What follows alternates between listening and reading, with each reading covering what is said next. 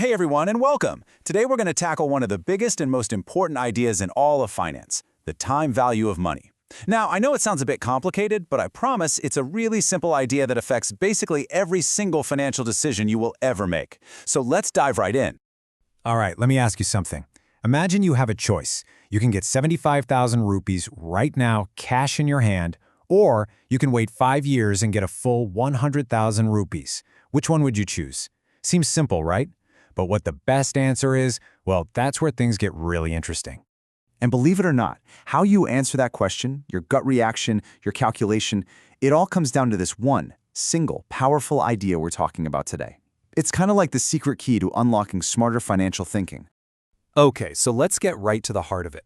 We're going to start by understanding this core principle. Why a rupee in your hand today is way more valuable than that exact same rupee in the future. And here it is, the official definition. The time value of money, or TVM, as you'll often hear it called, is all about one thing, potential. It's the idea that money you have today isn't just static. It has the potential to grow, to earn you even more money. And that potential is what gives it so much extra value. So why is this true?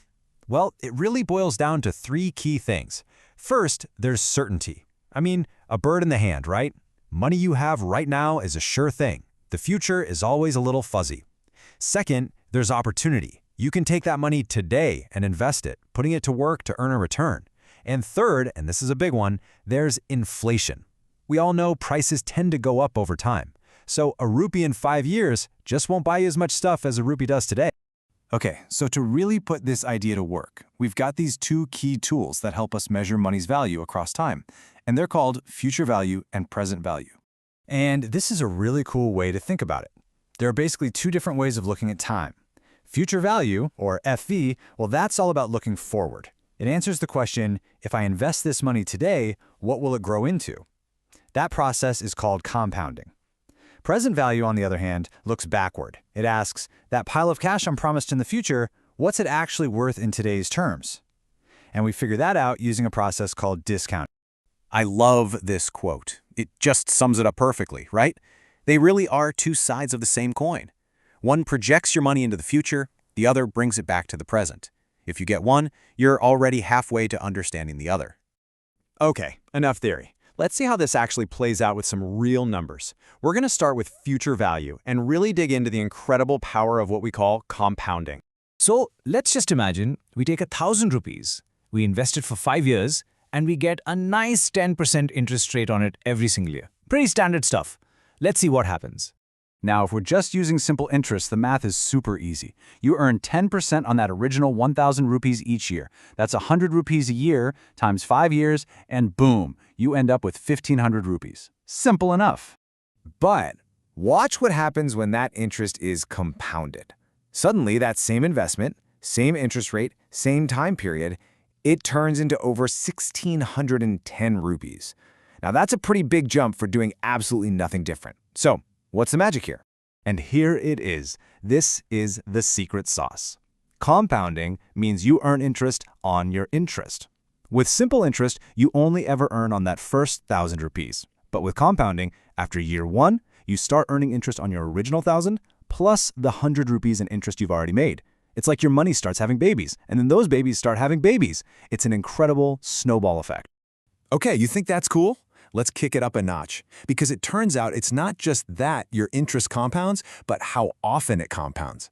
This is where you see the growth really hit the accelerator. Okay, so look at these numbers. We invest 10,000 rupees at 10% for 1 year. If it compounds just once a year, annually, you get 11,000. Not bad. But look, if it compounds quarterly, you get a little bit more. Monthly, even more. And if it compounds daily, you get the most. The takeaway here is so simple but so powerful. The more frequently your money compounds, the faster your wealth grows. All right, so this is all really interesting math, but so what? Why does this actually matter in your day-to-day life? Well, it's because this concept is the bedrock of pretty much every smart financial decision you can make, both big and small. Let's bring it home with a super common, real-world example, saving up for retirement. This is where the long-term magic of compounding really gets to shine. So, check out this chart. Let's say you put aside just 2,400 rupees a year for 30 years. Over that time, your total contribution, the money from your own pocket, is 72,000 rupees. But if that money is growing at a 7% return, thanks to the power of compounding, your account could be worth over 226,000 rupees. I mean, that's more than 3 times what you actually put in. The rest? That's just your money making more money for you over time. And you know, this isn't just for you and me planning for the future. Big companies use this exact same logic every single day to make huge decisions, like whether to spend millions on a new factory or to launch a new product. Yeah, they use this thing called net present value, or NPV. Sounds super technical, right? But the idea is actually really simple. They look at all the money a project is expected to make in the future, and they use discounting to figure out what all that future cash is worth in today's money. If that present value is more than what it costs to start the project, it's a green light. It's a good investment. And here's the best part. You can use this exact same framework for your own life. It doesn't matter if it's a huge business deal or you're just deciding on a personal investment. You project what you think you'll earn, you figure out what that's worth today using a discount rate, and then you just compare it to the cost. It's a powerful way to think. So, all of this brings us right back to where we started. That first question, what's the better deal? 75,000 rupees in your hand right now or $100,000 in 5 years? And by now, you probably know the answer. The right choice isn't just a gut feeling or a simple number. It's a calculation. It all depends on what you could do with that 75,000 rupees, right? If you're confident you can invest it and earn a return that gets you more than 100,000 in those 5 years, well then taking the money now is a no-brainer. At the end of the day, the biggest lesson here is that time is your greatest ally in finance. The sooner you start putting your money to work, the more heavy lifting it can do for you. So, I'll leave you with this.